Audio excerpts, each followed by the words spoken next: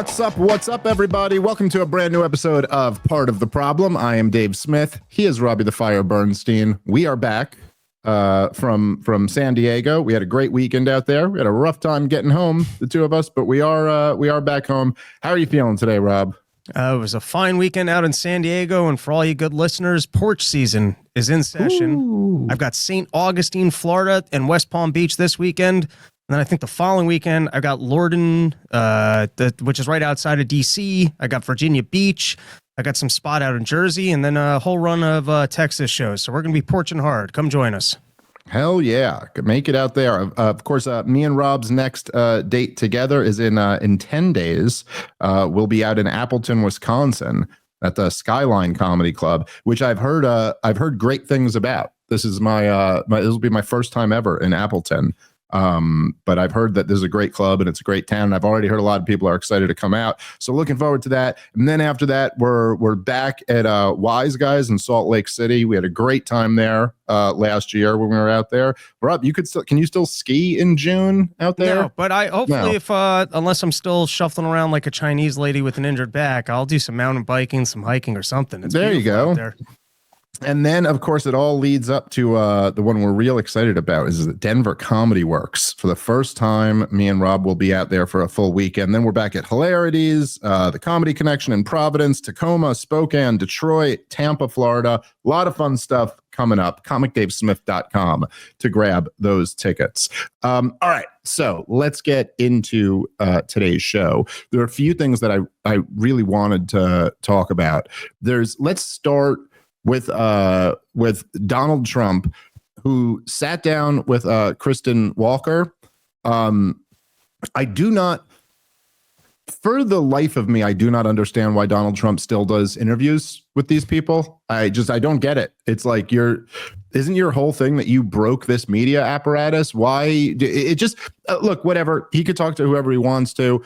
People sure do enjoy him owning the journalists and stuff like that. I just don't. When it seems like you're breathing life back into your enemy institution that you already crushed. Why go give them a thing that's going to be big ratings? That is beyond me. There was one moment in the conversation that's really been going viral. It is Donald Trump discussing the ramifications of his tariff policy. And so here, let's play it and then respond. I was personally myself a little bit surprised that he took this line, but let's watch. Said this week got a lot of attention. You were at your cabinet meeting. You said, quote, I'm going to quote what you said, maybe the children will have $2 instead of $30. Yeah. And maybe the $2 will cost a couple of bucks more than they would normally.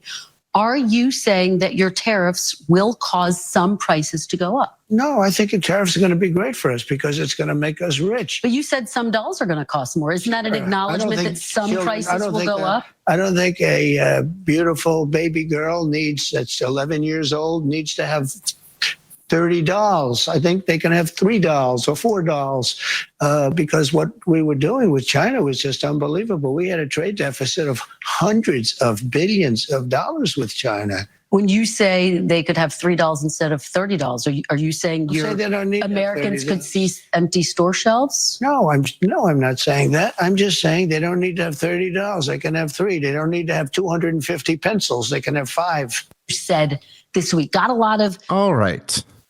So this was the comment from Donald Trump that is drawing a lot of scrutiny. And I got to say here, Rob, I think we've tried our best to do a good job here of just like calling balls and strikes. So like I will be the first one to give Donald Trump credit when he does something good. I'll be the first one to criticize him when I think he does something wrong. I'll be the first one to defend him when I think he's being unfairly, villainized by the corporate media or whatever. This is retarded bullshit. This is just ridiculous. It's ridiculous on so many goddamn levels. First of all, it's like, you can't have it both ways, dude. You can't say that like, maybe you only need $2. You don't need $500 or whatever. But then also go, oh no, but it's not going to raise prices at all. It's like, which one are you talking about here? I also, by the way, I find this in a weird way to be kind of an interesting topic.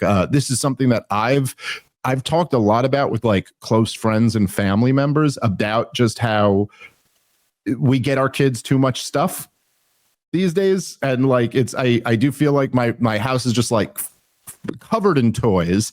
And I was like, maybe in some way, like if my kids had less toys, they'd appreciate the ones they have more, something like that. But that's a very different conversation than a conversation about a government policy that makes it more expensive to get your kids toys. And I'm curious to get your thoughts on this, Rob, but I just, for a few reasons, I find this to be totally indefensible. And okay, here's one of the major ones. Well, a couple of them. I mean, obviously, the point that we've made a million times that you could keep making, he could just sit here and assert that the tariffs are going to make us rich. Again, it's like, well, which one is it? Are we going to be getting more dolls or less dolls? Like, what are you talking about here?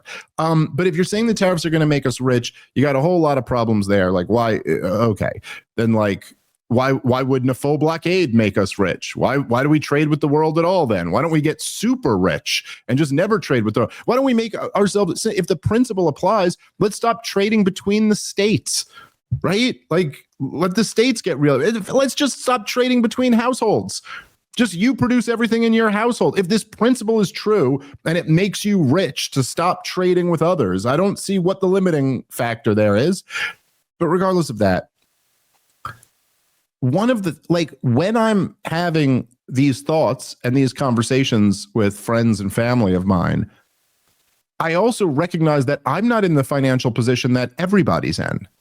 Many people are not in the financial position I'm in. And there's lots of good data on this, but if you look at the amount, like since the lockdowns and the price inflation that followed the insane monetary policy of 2020, 2021, credit card debt skyrocketed. Like a lot of families are buying those dolls on the credit card. Also, there are families that the difference won't be having $30 or having 2. There's families that currently have 2 that the answer will be have 0, which maybe would have been a better question, for Kristen Walker to ask. Like, how about that? How about if it's the difference between now your kid doesn't get to play with a doll? The other thing, and I'm sorry, but there is a good argument that like, maybe we give our kids too many toys. Maybe my house is filled with too much cheap toys that were made in China. And maybe in general, kids would appreciate things more if they just had, like we do have for people, at least in the situation, like a certain amount of abundance. We have more than we really need. And there is to some degree, like a minimalist argument for why, like, you don't want to have too much more than you actually need. Of all of the people in the history of the world who have ever existed, I don't know that there's one human being who is worse equipped to be the one making that argument than Donald fucking Trump. I mean, I'm sorry, Rob. That is goddamn insane. It is insane to spend your entire adult life being the poster child of capitalist excess, to the point that I'm going to take a shit on a gold-plated toilet. I'm going to live in you know what I'm saying? Like, it's just for Donald Trump to be the one making the argument that people, and like, again, it's just, I'm sorry. I'm somebody who's driven by like principles and logic, and just explain this to me. Then like, if this is what you're saying, then wasn't price inflation actually a good thing? Wasn't Joe Biden's economy actually good? I mean, it forced you probably to get less things, Maybe that's nice. Maybe you don't need all that stuff. Maybe you should have less stuff. I don't know, dude. I mean, this is just, to me, to try to sell this and not spin it as like, look, this is the cost. I'm going to be honest with you. These are the negatives that are associated with this policy, but here's what I think the benefits are. But to spin this as this is a benefit, and of all people, for Donald Trump to be spinning it, it's like, I'm sorry. I just can't defend this. This is too ridiculous. What are your thoughts? Well, I think that's a very funny observation. I hadn't even thought about that, of Trump preaching people on that they don't need to consume in excess. My thought was a little bit different, that, Trump picked a very good example here, Because when he says, hey, your kid will have 3 toys instead of 30, I think we can all go, oh, yeah, if my kid needs to have less toys and there's an American job for him to have the less toys, maybe that's a worthwhile trade-off. And so we picked a very good example for selling it. She asked a great first question. She didn't ask the right follow-up question, which is, are you acknowledging that prices are going to go up? Because now, what happens if prices are going up on things that aren't toys? What if we're talking about not being able to buy a washer and dryer? What if we're talking about not being able to buy clothes? And then how much central planning do we want in our government? Where are we going to figure out what goods are considered excess goods that the government can decide we're going to put a tariffs on those? And then there are going to be other favored industries that don't have the tariffs because the government can understand, hey, you being able to consume this, such as a car, you need a car to get to work. Right. And like maybe we could break them down by essential and non-essential goods, Rob. Which already is kind of happening. I read this article. Firstly, is for car manufacturers, the increase in cost I think was expected to be $6,000, and so Trump temporarily has halted the tariffs on some base items such as like steel. And so because General Motors was able to lobby the government and that it would affect their business, you know, they're now preferred industry. What about every small business owner that can't actually get Donald Trump's ear and explain, hey, you didn't give me enough notice on this. You're ruining my business. I don't have enough time to make these adjustments. And so to me, part of the tariff just speaks to, do you want central planning in the economy? Do you want the president to be able to say, these are goods that you should not have in excess, so we're going to tariff them. These are important goods, or these are favored industries. There's not going to be a tariff on it. And then what's going to be the fallout from, you know, the market versus central planning? This is a president saying, hey, I don't think it's important for you to be able to consume blank amount of this item. Now, the two that he wants to tell you about is pencils and dolls. But what other items are you going to see price increases on? Are those ones that will be vastly more detrimental to your lifestyle? And then what? Does he make an adjustment down the line? Did he not foresee it? Yeah. What does those adjustment periods look like? This is all just the stupidity of central planning. Yeah, no, I think that's absolutely right. And there is something like the point you're making is a really good one. And there's something very frustrating about like constantly almost like minimizing what the issue with rising prices is. Like, you know, like, and you would think after living through the last few years of serious price inflation that would be gone. That it's like, yeah, dude, this isn't just like, oh, yeah, you got to pay a couple more dollars for cheap Chinese garbage or something like that. It's like, what about really important items? And there's always, this is something that's always been frustrating to me. As I've said this many times over the years, and I'm very influenced by Hans Hermann Hoppe, the great German libertarian theorist and economist. But he always used to say that essentially, like, that libertarians needed to learn a conservative lesson and conservatives needed to learn a libertarian lesson.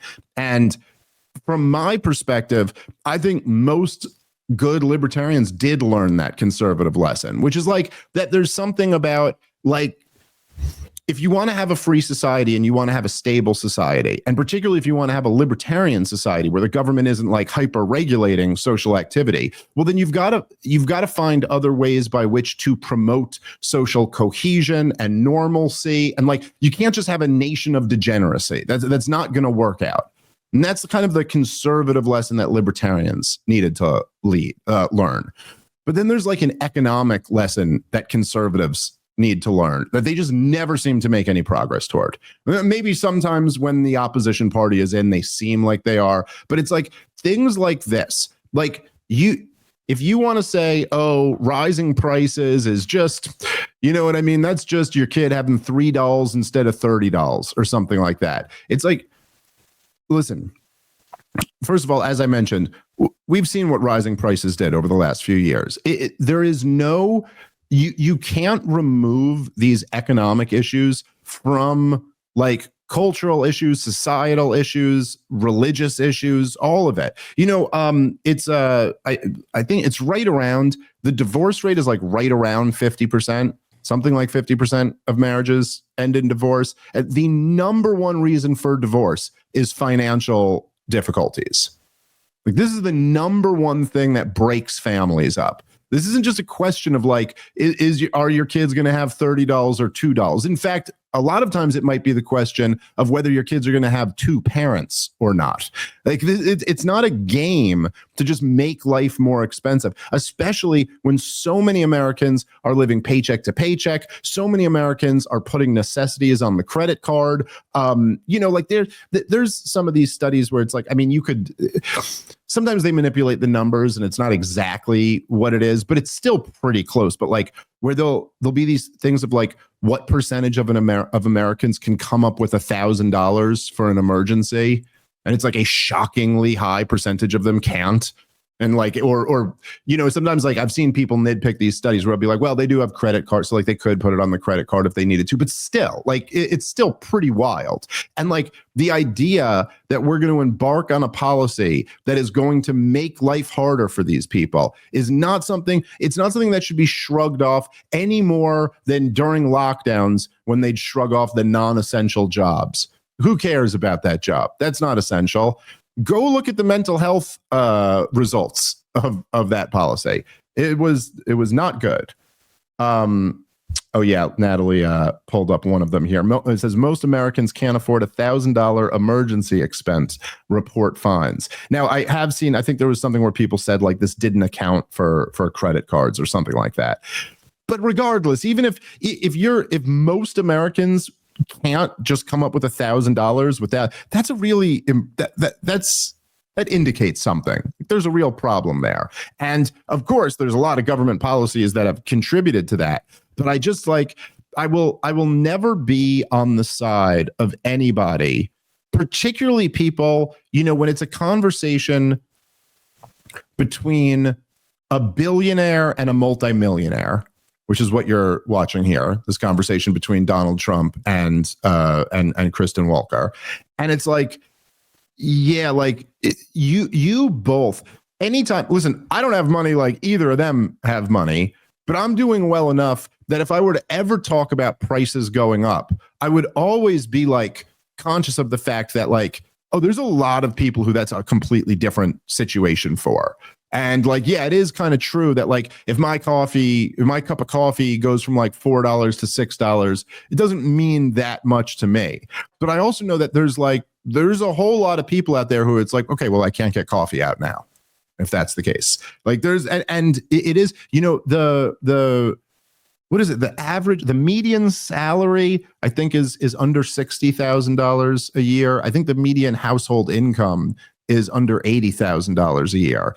And if you're in a situation where you're making around the average or beneath the average salary, this prices going up is a huge deal to you. It's crushing.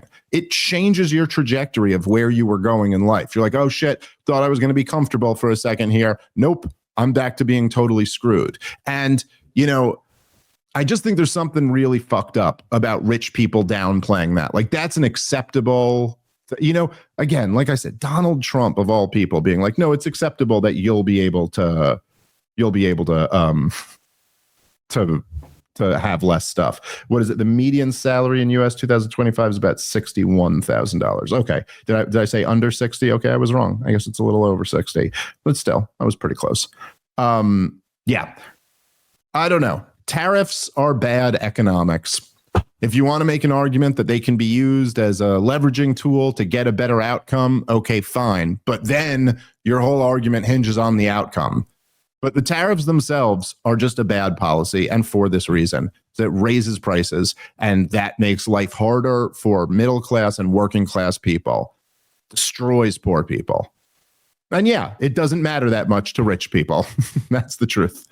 All right, guys, let's take a moment and thank our sponsor for today's show, which is Proton Mail. Proton Mail is an email service by Proton designed to replace your Gmail account for all of your important stuff so that you can have a more secure emailing experience. Your Gmail is full of junk after so many years after all, so switch to Proton Mail. It's a great way to start all over again. You can continue using your Gmail for garbage, but use Proton Mail for the important stuff. Proton will always have a freemium version, and you can later change to a paid product if you're convinced about the product. Go create an account for free today. Proton Mail. It's the more secure way to do it. Make that your default email. You're going to be happy when you're more secure. Check them out. You can click the link in the episode description to go create an account for free today. All right, let's get back into the show. That's really what it is. Okay, anything else on the tariff talk, or you want to switch gears here, Rob? Let's switch gears. Okay. So I didn't want to make this an entire episode, but I did feel, and for those of you who listen to the members only episode this week, by the way, we do record a fourth episode that is only for subscribing members, but you got to sign up at partoftheproblem.com in order to get that episode. But so sometimes it goes like this, where I'll figure something out on the members only episode, and I'll be like, you know what, I didn't even want to say this on the show for everybody, but I'll say it for you guys. And then as I'm saying it, I'm like, you know what, I think I'm going to have to bring this up on Monday. So you guys who watched that episode, you may have seen me develop this thought a little bit, but I do feel that I kind of have to respond to Matt Walsh, who was on Tucker Carlson's show, and I ended up coming up for quite a bit of the conversation. And what started it, of course, was they were talking about the debate with Douglas Murray. We don't really have to get back into that. This has kind of been litigated to death, but it was an interesting dynamic. So here you have Tucker Carlson, who has, let's say, him and Ben Shapiro have been not seeing eye to eye for the last year and a half or so.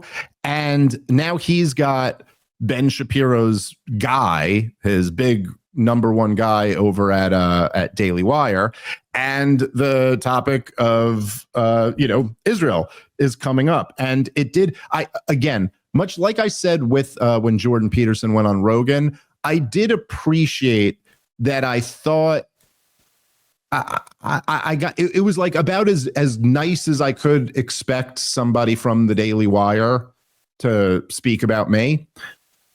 There was an interesting thing in this clip, and there's one part where, look, I don't even know how to say it. I can't like beat around the bush.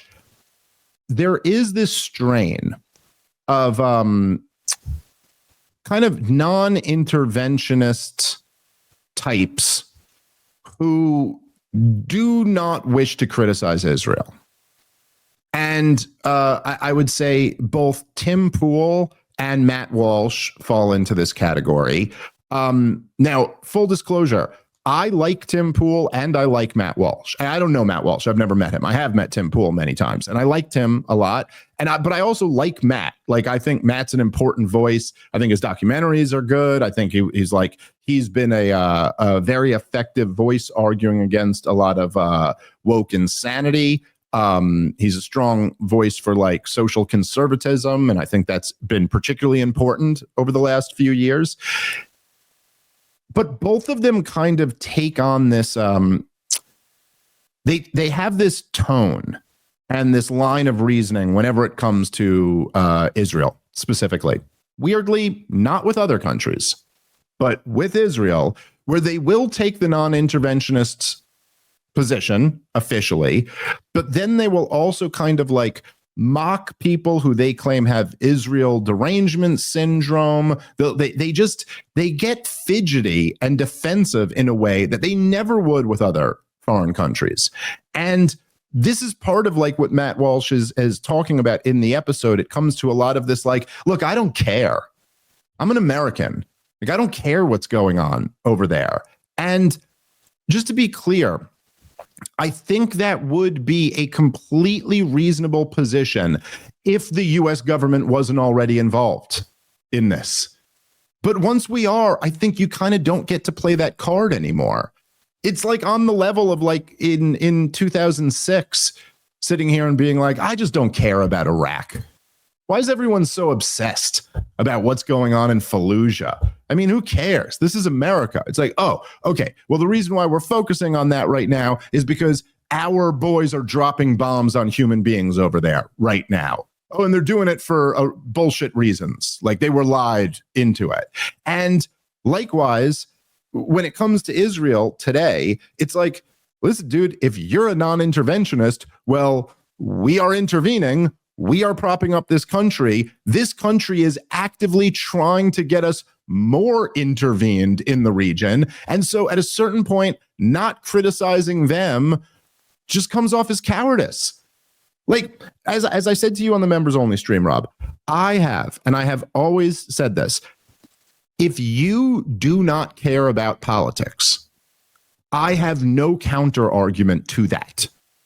Like, if you're like, dude, I just don't care. I want to tune out. I want to tune out, tune off, go live my life. I don't want to focus on all this other stuff. I have no argument to that. Fine, then go do that.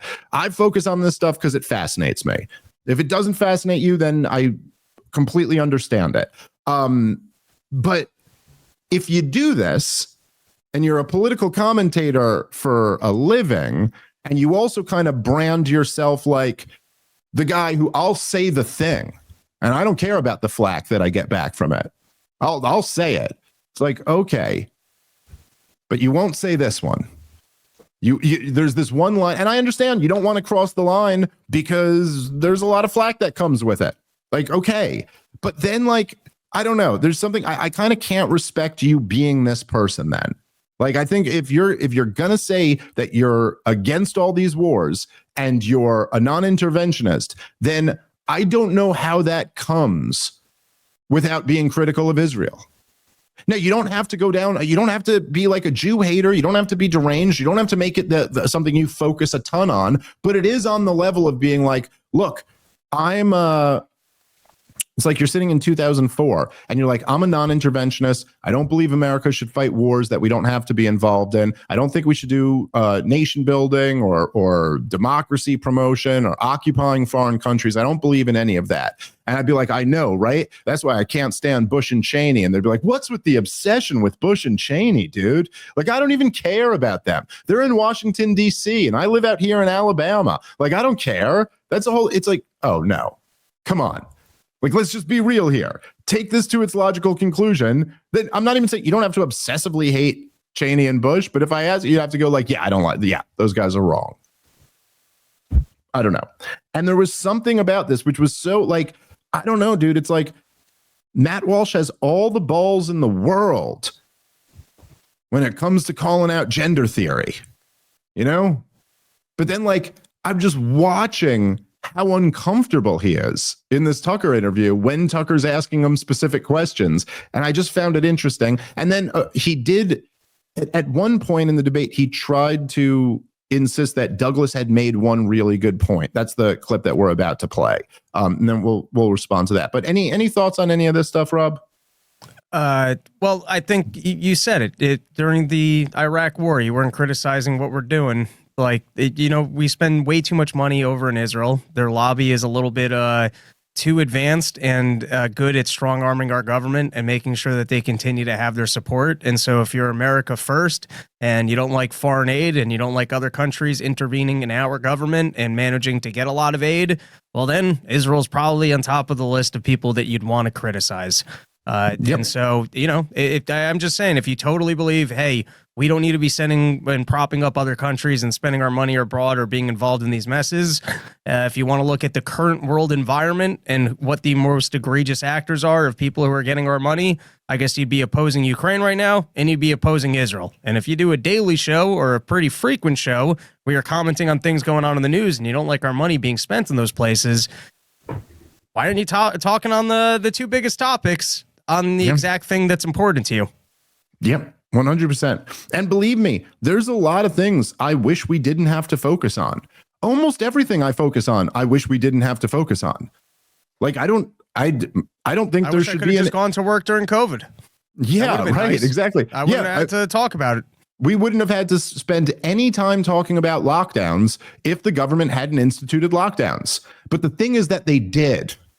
And so then just not talking about it isn't really an option unless you're going to leave this space altogether. Unless you're going to be that guy who goes, I'm not interested, I'm tuning out, I'm focusing on my own life. If you are, more power to you. If you're not, and you're staying in this, like, I'm going to be a political commentator through the year 2020, you got to have something to say about lockdowns. For it or against it. You can't be indifferent. It's too big of a deal.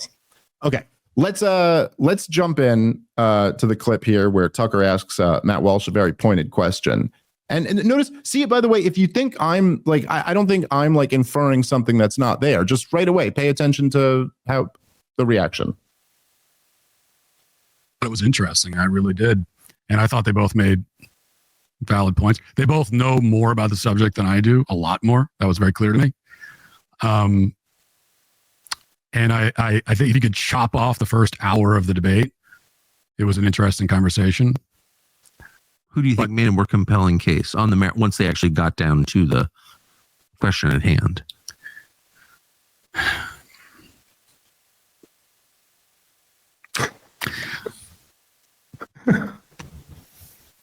I don't know. I think that so Douglas Murray said, it's just, you can watch him going like, all right, there's the correct answer. There's what Ben Shapiro will say about this. I mean, it was literally that. I've never seen a moment like that other than when I asked Bobby Kennedy if he thought Israel had too much influence on American politics. And it's just this like long pause of like weighing out so careful. Just answer it, Matt. Like, what is a woman? Just answer the question, dude. It's a real simple one. I mean, look, he went on a whole thing before this about how Douglas just basically made this whole nonsense experts argument and all of this. But like, anyway, okay. So now he's trying to figure out, how is there a way that you can say Douglas Murray made some point or something like that? So here's what he's got. One thing. He made one point that I thought was really good, which is a simple one. I like simple points. Me too. And at one point he asked Dave, because once they got into arguing about what happened after October 7th, how Israel responded, and Dave has all of his criticisms about what Israel has done. And then Douglas Murray said, well, what would you have them do? You know, what would you prefer for them to have done? If they want to rescue the hostages and also destroy Hamas, what do you want them to do instead?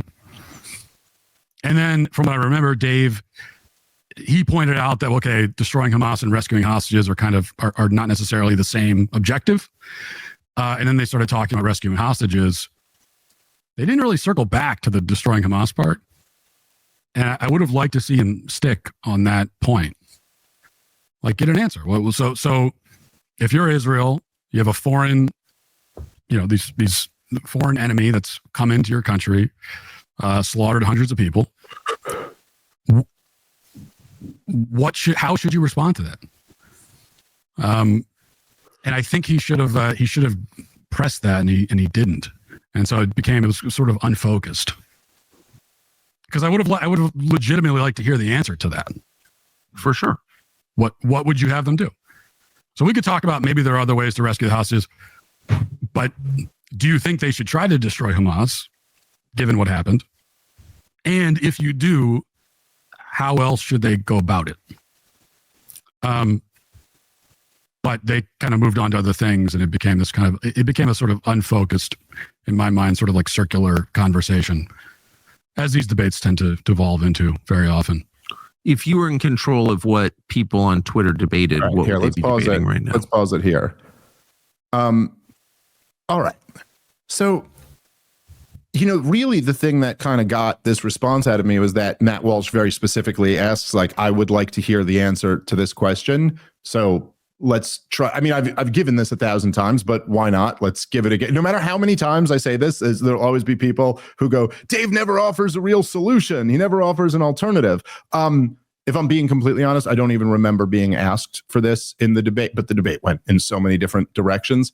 I got to start, though, by saying I think it's kind of funny that after this most pregnant of pauses, Matt Walsh comes up with, Douglas Murray did make one really great point. It was a simple point, and I like a simple point.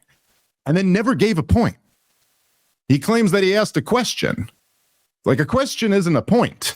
Like, it's a question, and like, if he had pushed me on this question, I certainly would have been happy to give my answer. I don't remember, did I give this answer a little bit on the thing? But regardless, I mean, getting into it, it's like, okay, I don't know. He didn't give a point that Douglas Murray made. It was just a question. listen, as I said, as Matt Walsh repeated, these are separate goals. If the goal is retrieve the hostages and the goal is destroy Hamas, those are two different things that you're trying to accomplish. Now, you could say you're trying to accomplish both of those things, but if you're asking how to accomplish them, just understand that those are two different goals, which might actually be in conflict with each other. Like, okay, if you want to, now look, I'm not saying, just to disclaimer this, I'm not saying that Hamas can be trusted or that they come through on their word or anything like that. But the truth is that the best way to get hostages back, and this is not just something that we know because we can deduce it, but we know it because we can deduce it, but we also know this is the way that's been most effective for Israel retrieving the hostages that they've gotten back is negotiating. That's how they got, just during the first phase of that ceasefire, which never even made it to phase 2, that Witkoff, Trump's envoy, negotiated shortly after Trump won the election. Israel got like 30 hostages back by negotiating with Hamas.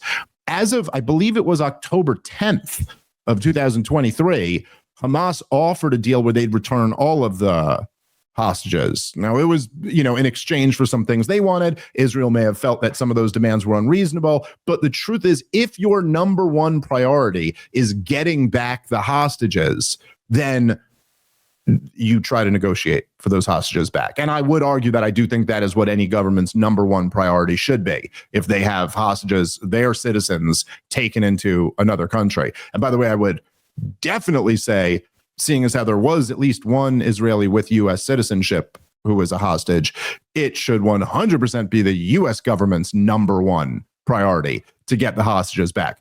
I don't think it's too wild for most people to understand that if your number one goal is retrieving hostages, what you're not going to want to do is level the place. That seems to be inconsistent with the goal of getting the hostages out. And in fact, some of the only Israelis who have been loud protesters of this war have been the family of hostages, because they're like, yo, what are you doing? You're leveling the place where, like, our daughter is. You can imagine how infuriating that would be. But so that's the first part of all of this. The second part is that, and I think I did very specifically say this in the debate, it's like, look, let me say, okay, a couple things here, and you can jump in anytime you want to, Rob, but there's a couple things here.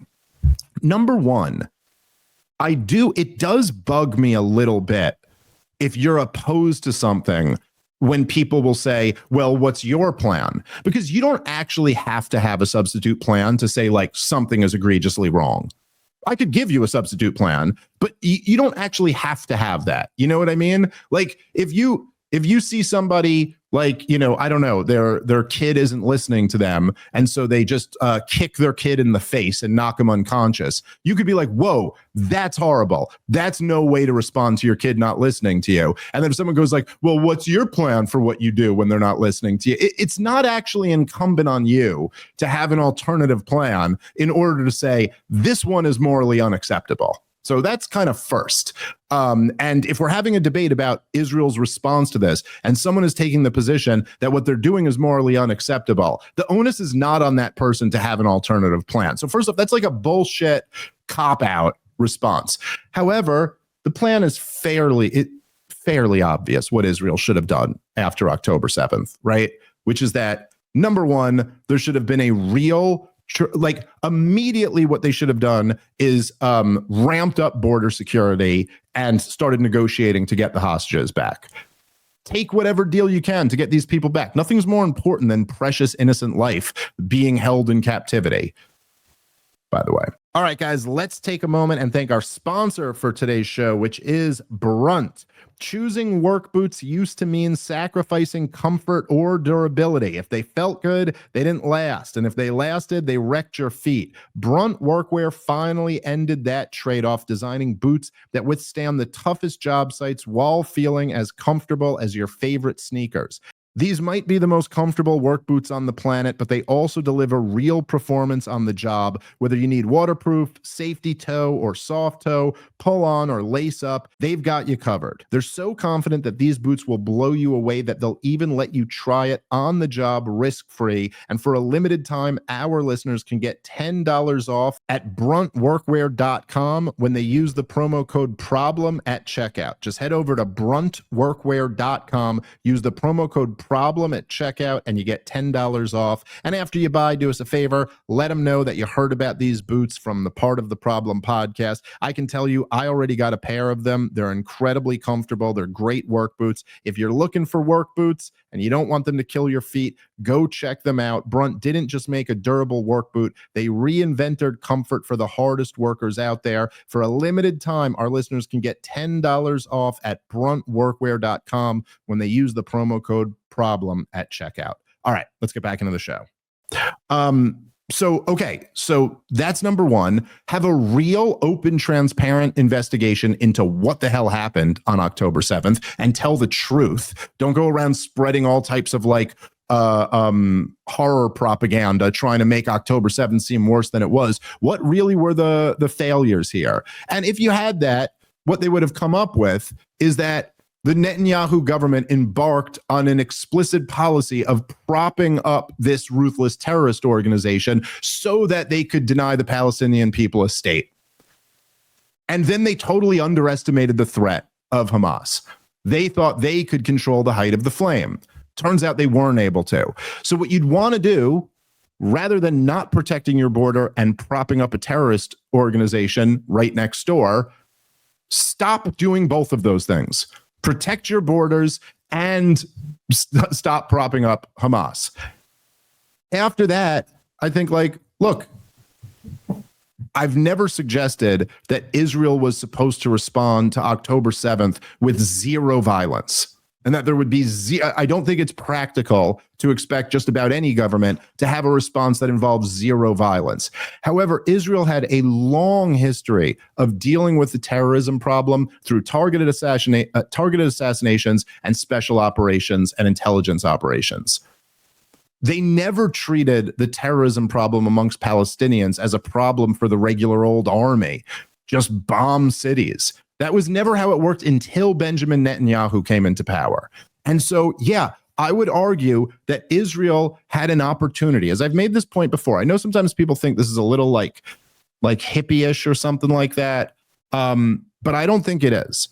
And if you recall, after 9/11, after 9/11, they had these huge candlelight vigils for the victims of 9/11 in Tehran. Across the Muslim world, there were lots of people who felt terrible for America. And if we had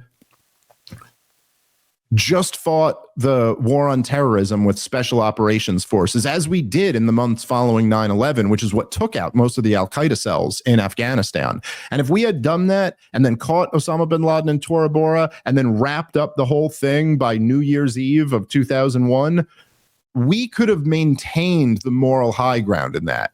But instead, we launched multiple 20-year occupations and killed hundreds of thousands of people. And then we were left with, instead of a few hundred bin Ladenites, tens of thousands of them, and hatred across the Muslim world. And Israel could have, everything you see about global opinion turning on Israel didn't have to be this way. Israel could have taken this opportunity to go, look, we're going to have this transparent investigation. We're going to admit that we made a huge mistake by propping up this terrorist group so that we would never have to give Palestinians their independence. And we could have said, right now, we're going to do that. We're going to take our boot off the neck. We're going to end the blockade. We're going to end the occupation. But we're not doing that unless we get our hostages back. And if there are any more rockets coming in, then we're going to do X, Y, and Z. We're going to make sure that we let the world know that we do value Palestinian life, and we'll make sure we're not going to kill an unnecessary amount of people. Again, I'm just spitballing here. I'm not a fucking expert, but there were alternatives where Israel didn't convince the world that they were the monsters that the world is seeing right now.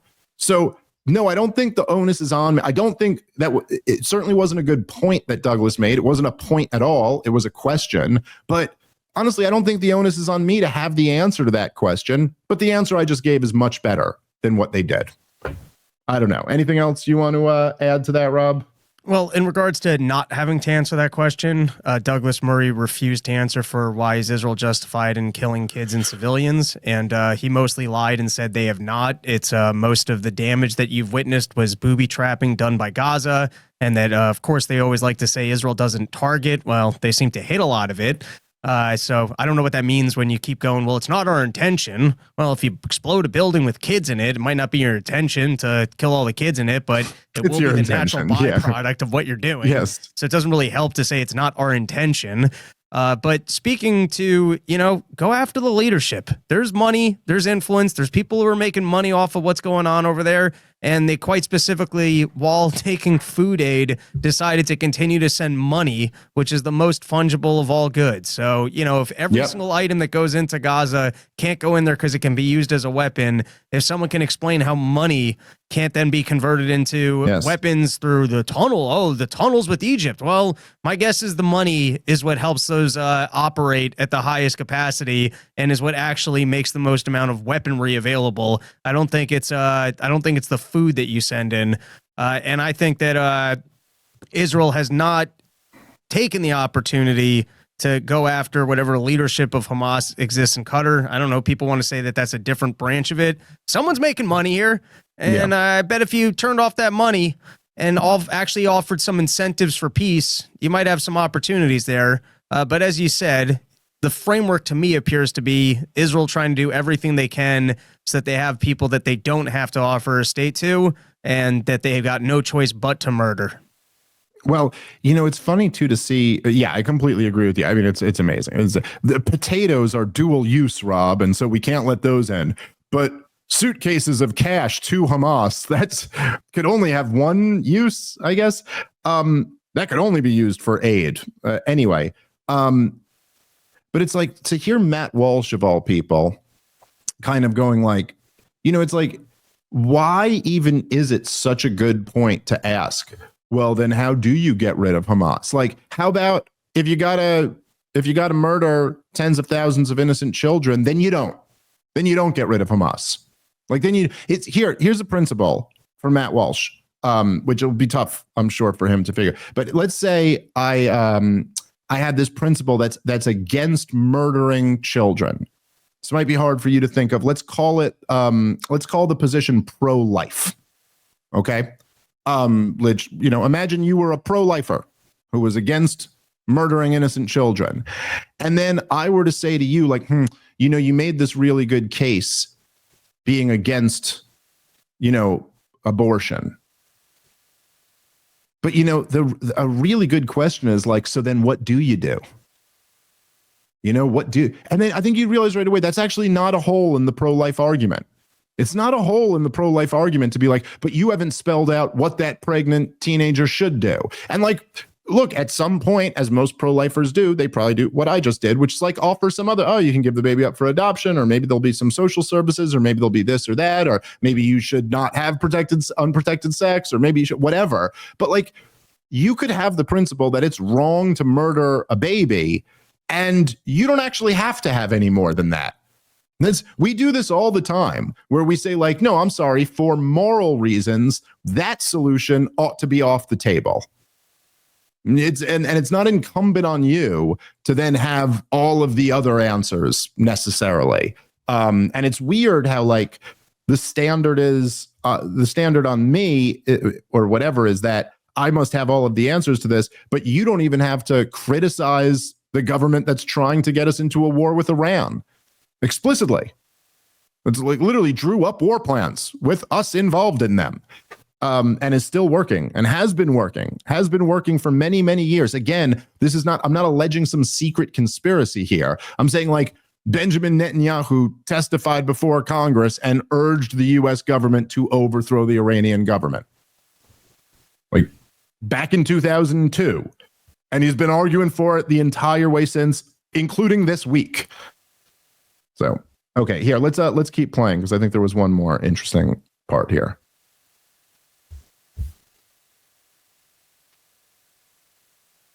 Circular conversation. as these debates tend to devolve into very often. If you were in control of what people on Twitter debated, what would they be debating right now?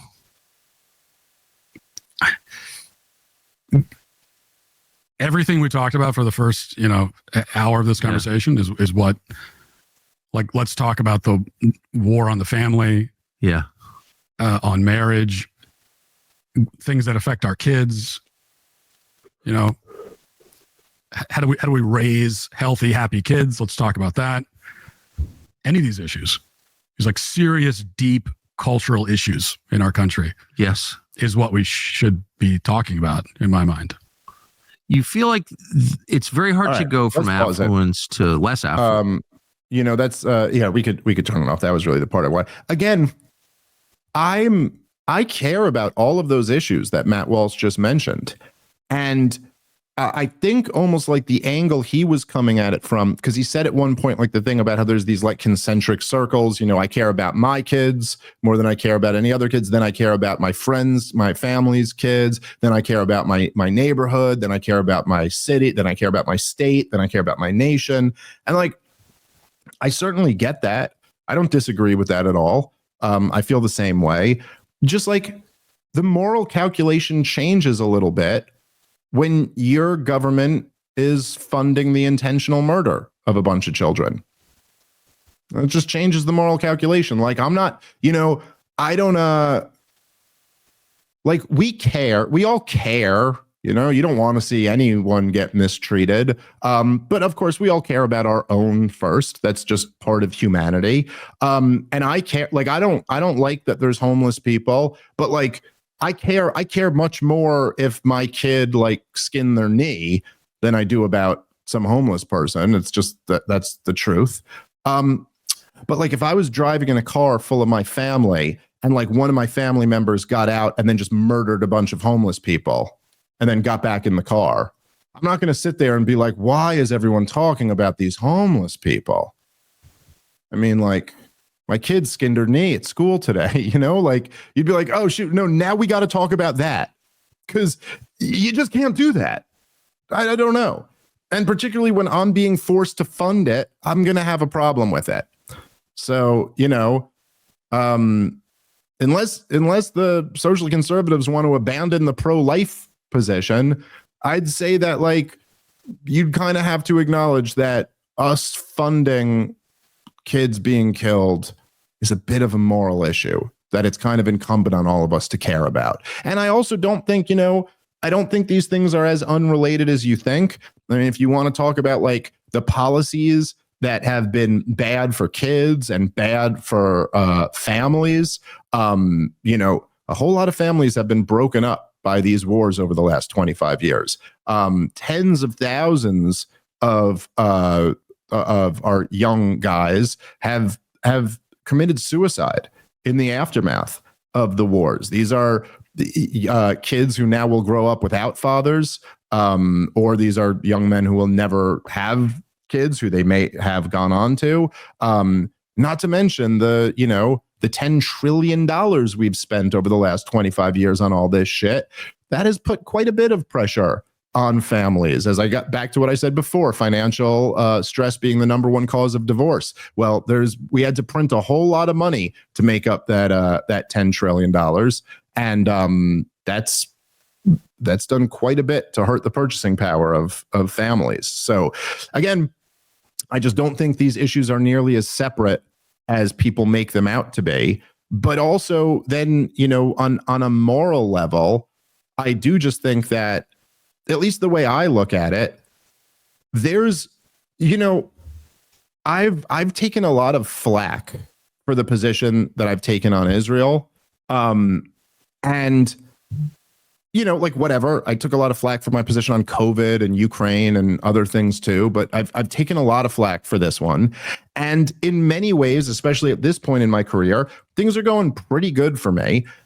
It might be a little bit easier for me to just not talk about this. I could have that same position, be like, hey, I'm vaguely non-interventionist. I don't really want to talk about this. But I'll tell you, like, I have a son, and I mean, I have a daughter too, but it affects me more thinking about my son. But like, at some point, he's going to grow up and he's going to know what I did with my life. And he'll know that I was like a person in this space, a political commentator that had a show with hundreds of thousands of people, who regularly goes on shows with millions of people. And the idea that while this was going on, like for my son to know that while this was going on, I didn't speak out against it because it was a little bit easier for me or something like that. I don't know. Like my attitude as a father of a little boy is that like nothing scares me more than that. More than ever, like having your son look at you and go like, yo, the worst thing in the world was going on and you were funding it and you didn't like say anything about that. You didn't want to speak out because it was going to what? Like some people might say mean stuff about you as a response. You know, to me, that's like, it's kind of all related. I'm not saying it's exactly the same thing, but there is a relationship there between like the evil foreign policy and our own collective soul as a nation. All right, guys, let's take a moment and thank our sponsor for today's show, which is Paint Your Life. Of course, Mother's Day and Father's Day are coming up. Paint Your Life is an amazing company. I know sometimes people struggle with gift ideas. I've been there myself. This was one that I gave my wife that she absolutely loved. What it is you get a professional hand-painted portrait created from any photo at a truly affordable price. It's an unforgettable Mother's Day or Father's Day gift. All you do is you upload a photo to create anything you can imagine. You can put yourself in a location that you've always wanted to visit. You can add a lost loved one to a special occasion to create the portrait of your dreams. There's lots of options. You choose the artist and the art mediums. You could have an oil painting or a watercolor, a charcoal painting, whatever you want. And you can communicate directly with the artist to ensure the portrait is painted just like you wanted it. Get a hand-painted portrait in as little as 2 weeks. It's meaningful, personal, and always heartwarming. Now you can give the most meaningful gift that you've ever given at Paint Your Life. And there's no risk. If you don't love the final painting, your money is refunded, guaranteed. And right now, as a limited time offer, you can get 20% off your painting. That's right, 20% off and free shipping. To get this special offer, just text the word problem to 87204. You just text the single word problem to 87204. That once again, text the word problem to 87204. Paint your life. Celebrate the moments that matter most. Message and data rates may apply. See terms for details. Text the word problem to 87204 for 20% off. All right, let's get back into the show. So yeah, anyway, I don't know. Anything else to add to that, Rob? No, let's talk about this hero at the park. Oh shit. Okay, you want to talk about that a little bit? Sure, we could do that kind of quickly at the end. So this is a big story. It's a sad story all around. It's a sad state of affairs. But so yeah, I mean, I guess people have seen. So this is blowing up as a really huge phenomenon of a story. But so evidently, now this isn't all on video, but evidently, a woman at a playground called like a little black boy the N-word. And then someone else rushes up, puts a camera in her face. Supposedly the child that she said that to was autistic and also going through her child's like diaper bag or, you know, something that belonged to them. Sure. Who knows? But let's just assume for the sake of argument that that's the story. So a guy comes up, puts a camera in her face, like, did you just call this child the N-word? She's like, yeah, fuck you, I did, blah, blah, blah. She has a whole thing. She drops it a few more times in the video. And then, of course, the video is posted as a, like, I'm going to ruin this chick's life type post.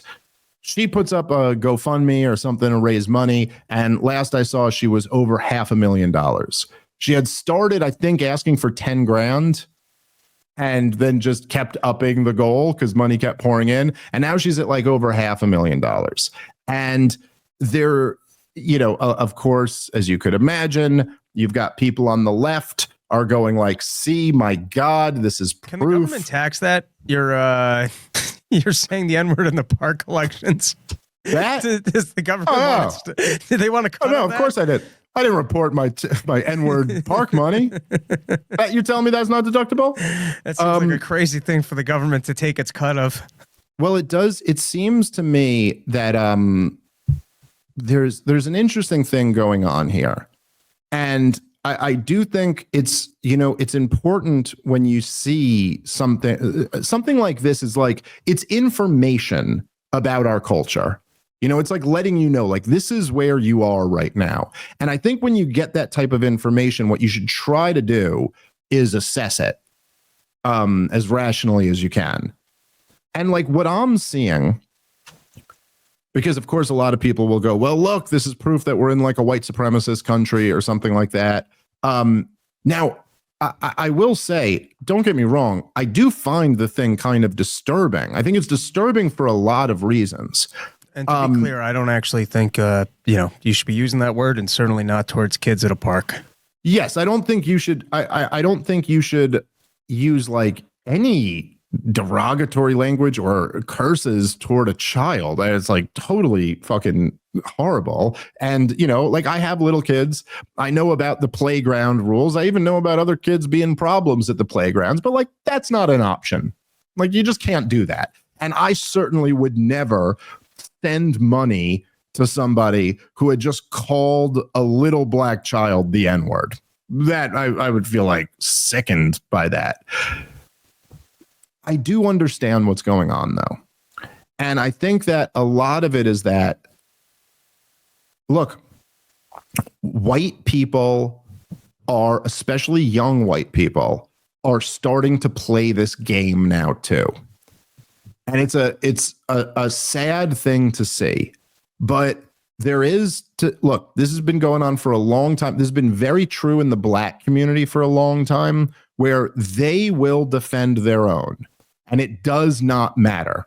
It does whatever. There was this kid who just raised something like $500,000 himself, who seemingly, I don't know if he murdered this guy or not. I guess maybe they're going to go to trial. But like the guy who stabbed the kid in the chest and killed him, like he just killed a white kid. And then he gets all this money. And it's just, and of course his lawyers and the civil rights activists around him will all make it a race issue. It doesn't matter whether Michael Brown attacked a cop or Trayvon Martin attacked a neighborhood watch guy or whoever. They're going to say this guy was a gentle giant. He was an angel. Look, the O.J. Simpson jury was the whole thing came down to all the black people voted not guilty for him.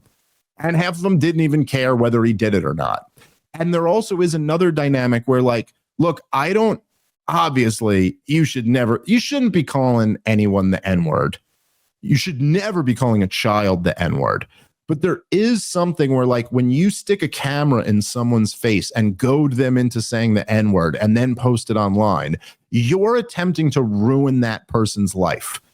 And I think what you've seen from this is, like, it's white people going, okay, then we're going to play that game too. Like, if you go on social media, you could see videos all day long of like black teenagers beating the crap out of some white kid. And that doesn't ruin their life, but like a white person saying the wrong word will ruin their life. And I think at a certain point, it's hit a point where, like, white people are not, in larger numbers, are just not willing to play that game anymore. They're not willing to say the thing that, like, everybody else gets to act in their group interest except for us. Now, I do think a much more preferable answer to that would be like, let's all stop doing that. It's kind of a sad thing to see it coming to this, but it's also particularly tough when the entire establishment embraced this racialism for like 15 straight years. It's a very tough thing to turn off. And so here's where we are. I'll let you have the final word on that one, Rob, then we got to wrap up. Yeah, listen, that I do not endorse that lady's behavior, and you can't be doing that. But I think on top of what you're saying is sometimes you can have a bad moment in life, and it doesn't need to be for the entire internet to judge or shame you for. And in this case, in my opinion, words are not violence. That does not make it okay to engage in it. But it's not like she beat up the little kid. And so, you can have a bad interaction in the park and move on from that in your life.